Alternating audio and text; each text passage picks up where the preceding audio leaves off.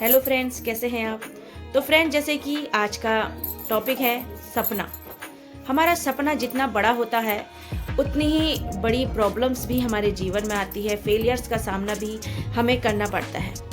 लेकिन जिसने फेलियर्स का सामना कर लिया, परेशानियों का डट कर सामना करा, वही अपने जीवन में सफल भी हो जाता है। आप देखते हैं कि ऐसे ऐसे महापुरुष जिन्होंने अपने जीवन में बहुत तकलीफ़ें सही, जैसे कि बाबा साहब भीमराव अंबेडकर जी थे, एपीजे अब्दुल कलाम जी थे। ये ऐसे महापुरुष थे जिन्होंने अपने जीवन में बहुत तकलीफ़ें सही। जो एपीजे अब्दुल कलाम जी थे, ये अपने जीवन में पायलट बनना चाहते थे, लेकिन बहुत बार परीक्षाएं देने के बाद भी नहीं बन पाए। लेकिन सपना तो इनके अंदर जीवित था। तो यह जब राष्ट्रपति बने तो इनको पूरे सम्मान के साथ पायलट की सीट पर बैठाया गया और इन्होंने वो सपना भी पूरा कर लिया। तो कैसे हुआ? वो इसलिए हुआ क्योंकि इन्होंने अपनी जो सपने की ललक थी अपने अंदर, वो कभी मरने नहीं दी। दोस्तों, हमारे हाथ में सिर्फ मेहनत करना लिखा है, बाकी फल भगवान हमें ज़रूर देता है, क्योंकि भगवान उसी का साथ देता है जो अपने लिए खुद स्टेप उठाता है, अपने लिए आगे बढ़ता है, वही जीवन में सफल भी होता है। तो जैसे कि आप देखते हैं, एक छोटा बच्चा जब छोटा होता है तो धीरे धीरे वह बड़ा होता है और चलना शुरू करता है। तो आप देखते हैं कितनी बार वह गिर जाता है, गिर के फिर उठता है और फिर थोड़ी देर बाद चलने के बाद फिर गिरने लग जाता है। अगर वह गिरने के बाद ये इस डर से रोने लग जाए कि मेरे को चोट लगेगी गिरने की वजह से, मैं नहीं चलूँगा, तो क्या वह चलना सीखेगा? नहीं, वह उसी अनुभव से अच्छे से चलना सीखेगा। तो हमारी ज़िंदगी भी हमें वही सिखाती है। हमारे जीवन में समस्याएं आती हैं, परेशानियां आती हैं, तो वह हमें रुकने के लिए नहीं, हमें और अच्छा बेहतर बनने के लिए प्रेरित करती है। एक बार एक व्यक्ति जो अपनी बीमार पत्नी को लेकर डॉक्टर के पास जा रहा था।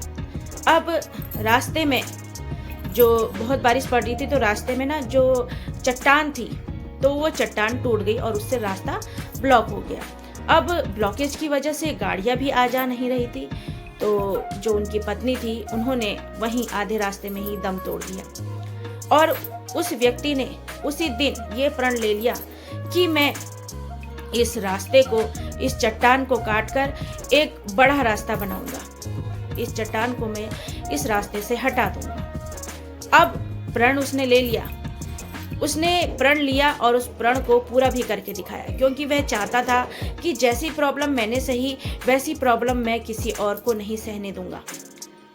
मेरे हाथ में उस समय वो मिट्टी साफ करना नहीं था, लेकिन मेरे हाथ में ये है कि मैं इस चट्टान को धीरे धीरे साफ करके बहुत से लोगों की जान बचा सकता हूँ। तो एक की जान जाने के बाद उस व्यक्ति ने अपने ताकत के बल पर, अपनी मेहनत के बल पर उस चट्टान को एक सड़क में, एक रास्ते में तब्दील कर दिया। ये सब कैसा हुआ? ये सब इसलिए हुआ क्योंकि उसने प्रण लिया था कि मैं अपनी पत्नी की तरह किसी और को अब इलाज के लिए तड़पने नहीं दूंगा। क्योंकि जब वो रोड की वजह से मेरी पत्नी की जान चली गई, तो मैं किसी और को इस सिचुएशन में अब नहीं लाना चाहता। और उस व्यक्ति ने उस जो चट्टान थी, उस चट्टान को एक रोड में तब्दील कर दिया। तो दोस्तों, मैं आपसे इस टॉपिक के सहारे यही कहना चाहती हूँ कि बहुत सी असफलताएं हमारे जीवन में आती हैं, तो असफलताएं हमें रोकने के लिए नहीं, हमें और बेहतर बनने के लिए प्रेरित करती हैं। हम जो बनना चाहते हैं, अगर हम उसको नहीं पा सकते, वह नहीं बन पा रहे हैं, तो क्या पता भगवान ने हमारे लिए कुछ अच्छा सोचा हो।